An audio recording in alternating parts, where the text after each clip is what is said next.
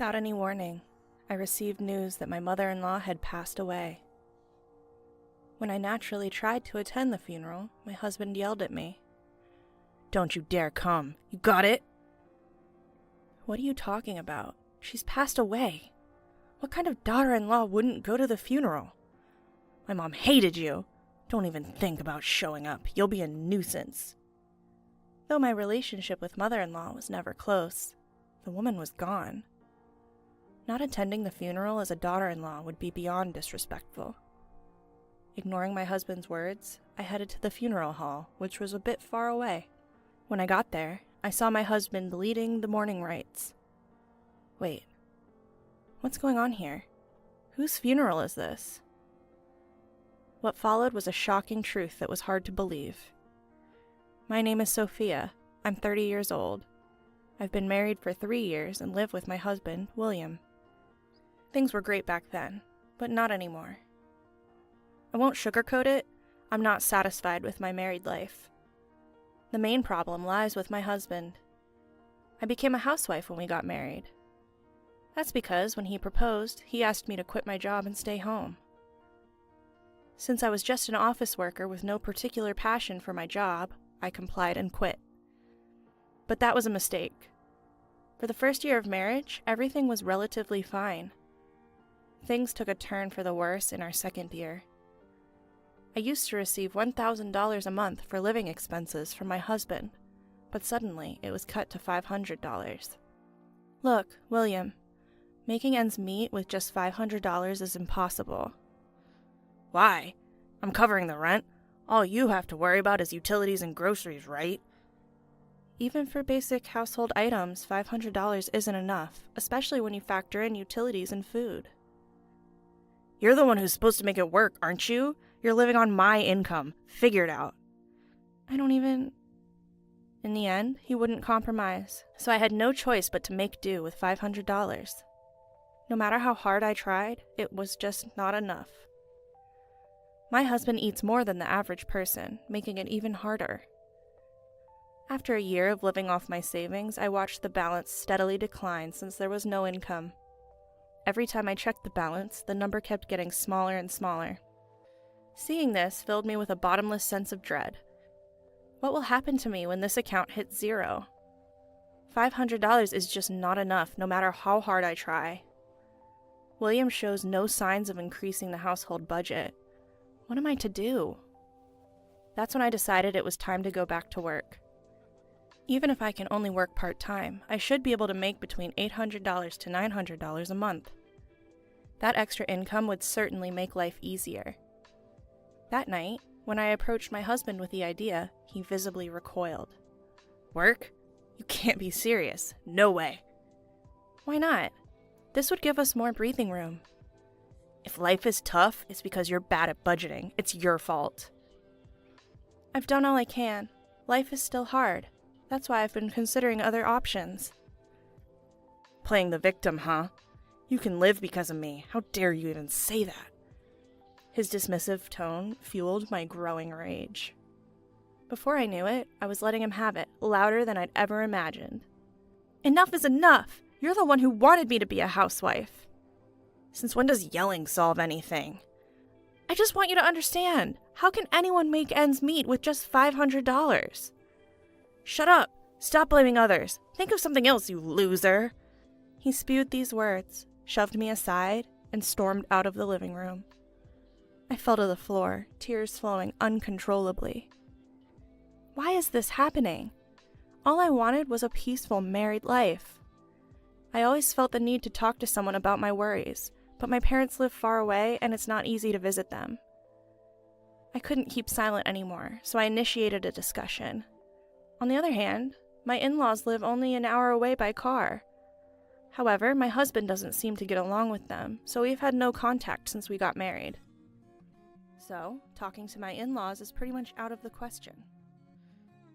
After getting married, I moved closer to my husband's workplace, making it difficult and expensive to meet up with my former coworkers. As for my friends back home, well, I can only imagine what they'd say if I tried to meet up. So here I was, living in fear of my own husband. But then things started to change. Recently, my husband has been spending less time at home. He started working late and going on business trips more often, which meant he was rarely home for dinner. If he's not eating at home, there's no need to stock up on a lot of groceries. This means I don't have to buy groceries in bulk, which helps me get by on the $500 he gives me each month. Also, I've started working from home and now make about $700 a month. I've started enjoying a more independent lifestyle, especially when he's not around. And it's been going on for about a year now. Recently, my husband has been too busy with work to come home much. But when he does, he treats me terribly and shouts insults. Lately, he hasn't even been giving me any money for living expenses. Then one day, something unexpected happened. When my husband came home from work, he seemed really rattled. Without missing a beat, he blurted out, "My mom is dead." "Wait, what? Are you joking?" I turned back to him and he yelled, "Why would I lie about something like this?" "But your mom was still young." "I'll go to the funeral the day after tomorrow, alone. You stay here." Caught off guard by his unexpected words, I couldn't help but blurt out, "What? What do you mean? Why would you go alone to your mother's funeral?" "She's my mom, so I should be the one to go. You don't need to come." "Wait a minute. That's ridiculous. She's my mother-in-law too, you know? That doesn't matter. I'm enough for my mom's funeral." "Are you serious?" I couldn't comprehend his rationale and my frustration was growing. Confused and puzzled, his impatience was obvious. "Just don't come to the funeral. Got it?" "What are you talking about? What kind of daughter-in-law doesn't attend her mother-in-law's funeral?" "Ugh, enough. Mom hated you, okay? Just don't show up at the funeral." "What? My mother-in-law hated me?" "Yes, exactly. So even if you did come to the funeral, my deceased mom wouldn't be happy." I can't believe this. My chest hurt sharply as the brutal truth was abruptly laid before me. Seeing me like this, my husband sighed in annoyance. "Enough already. If Mom hated you, Dad feels the same. Your presence would just make everyone uncomfortable." "Fine, I get it. Just stop." "You better, alright? Don't come to the funeral." Pressured by my husband, all I could do was nod. 2 days later, early in the morning, my husband busily got ready and quickly put on his morning clothes. When he went to the bathroom, I picked up his discarded pajamas. That's when I noticed his phone left open on the table. Looks like he was checking out the venue for today. The driving directions are up on the screen. It's about a 40-minute drive from home. Something felt off. Wait, something's not right. That direction isn't toward William's family home. It would take at least an hour and a half to get there from his parents' house. Wouldn't they usually choose a closer location? Why go somewhere so far away? Caught up in these thoughts, my husband returned from setting his hair. I quickly left the scene, pajamas in hand, making sure he didn't notice I'd seen his phone. He said, "I'm leaving," and walked out the door. Still uneasy, I decided to attend my mother-in-law's funeral in morning clothes. When I arrived, I couldn't believe my eyes. Unfamiliar faces filled the family and staff seats. And there was my husband, giving a speech as the chief mourner. "Thank you all for gathering here today in honor of my wife." What is this? My wife, Riley, was... William was shedding tears, pretending to be a grieving husband. Normally, I'd confront him right away, but I couldn't break the solemn atmosphere. Just then, I overheard the conversation of some women sitting behind me. "Did you hear? The chief mourner is divorced." "Really? He seems so steady." "Yeah, his previous wife was a handful, you know. Apparently, she left him with a huge debt." "A debt? Ugh, that's troublesome." "Finally, she left the divorce papers and left. He met his current wife soon after. Even knowing she was sick and wouldn't live long, they got married because they were in love. So it's a love story. Huh. Debt? Leaving? I had never done any such thing. Anger boiled inside me as I realized the story had been twisted. I had to ask him again to make sure. Upon checking, I found that our divorce had been finalized. The date was about 6 months ago. My husband probably met his now sick wife soon after and married her. The reason he hardly came home was that he was living a newlywed life with her. Connecting the dots, my anger reached its peak. He had me removed from the family register and married another woman behind my back? Enough with the insults already, will you? This is it. I've had enough. Time for a reckoning. With revenge in mind, I hailed a taxi and headed straight for my mother-in-law's place, where I suspected she'd be. I told the driver the way as best as I could remember, and somehow we made it. I rang the doorbell, and with a cheerful, "Hello," my lively mother-in-law appeared. Her eyes widened as soon as she saw me. "Oh, my, Sophia, is that you?" "Long time no see, mother-in-law. You look well." "You look good too, Sophia. What brings you here?" "I came unannounced, but there's something urgent I have to talk to you about." "Something you have to tell me?" "Yes, actually." I told my mother-in-law everything that had happened. How I'd been mistreated by my husband, how I wasn't getting enough for living expenses, and even the fact that he had already divorced me. As I spoke, tears welled up and I began to sob. My mother-in-law gently rubbed my back to comfort me. "Sophia, I'm so sorry you've had to go through all this. My idiot son. Please, forgive me."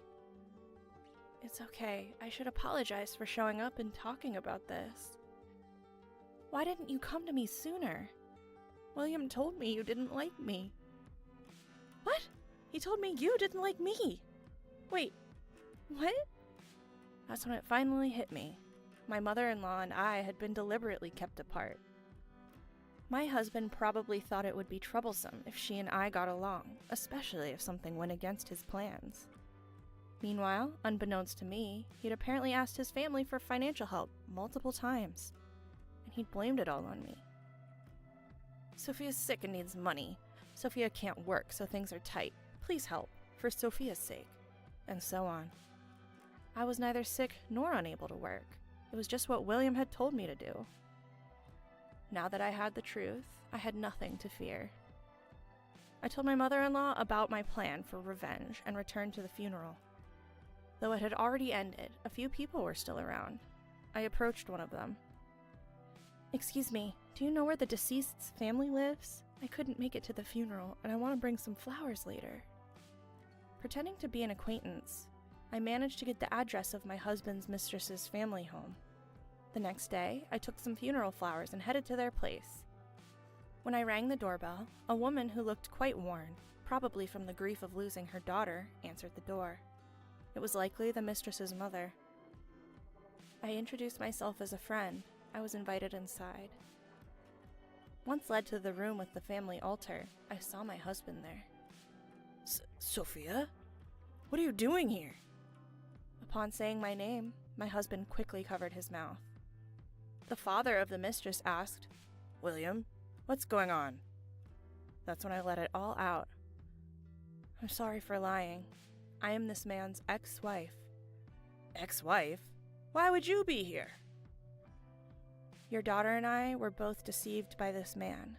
I found out just yesterday at Riley's funeral that I was divorced." "What? What does that mean?" "He told me it was my mother-in-law's funeral and told me not to come. I suspected something was off, so I followed him, only to find out it was the funeral of his new wife." "What's the meaning of this? William, explain yourself." At the sound of Riley's father's furious voice, William's face turned pale as he looked down. The atmosphere, once laden with sorrow, completely shifted, as if sensing his wrongdoings. Riley's father's face turned beet red as his body trembled. Amidst all this, I commenced my final act of revenge. Suddenly, the doorbell rang, and Riley's mother headed for the front door. When she returned, she was accompanied by my mother-in-law. "Mom?" Sweat erupted from William's forehead. He was visibly shaken. My mother-in-law proceeded to give him a piece of her mind. "Causing trouble for others. What do you think you're doing? Pay back the money you borrowed from us right now, and don't you dare blame Sophia." "Wait, Mom, this is not the time to—" "You owe an apology to Sophia, that woman, and even your parents, right here, right now. Do you even understand what you've done? Declaring me dead and removing Sophia from the family registry. That's the height of disrespect. Mom, can we talk about this later? This isn't the place to... That's exactly why it's the right place. It would be unfair to the other woman and your parents if I didn't. I'm here to make sure everyone knows what a loser you are. Riley's father grabbed William by the collar and shouted, "You've got to be kidding." Seemingly terrified, William started to cry on the spot. Turns out, William had lied to Riley's father about needing money for Riley and had borrowed from him. Upon questioning, it was revealed that William had gambled away all the money.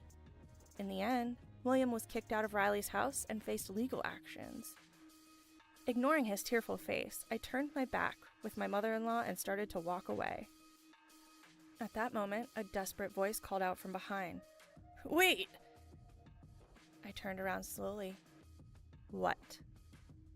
"Sophia, I'm really sorry. Can we start over?" Excuse me? "If you don't help, I'll be sued." "Don't worry. I plan on suing you too." "What?" Yes, I had already made up my mind. After all the unjust treatment and being served with fake divorce papers, I'll sue him through a lawyer. "Please, forgive me." Fuming, I unleashed my feelings on my husband.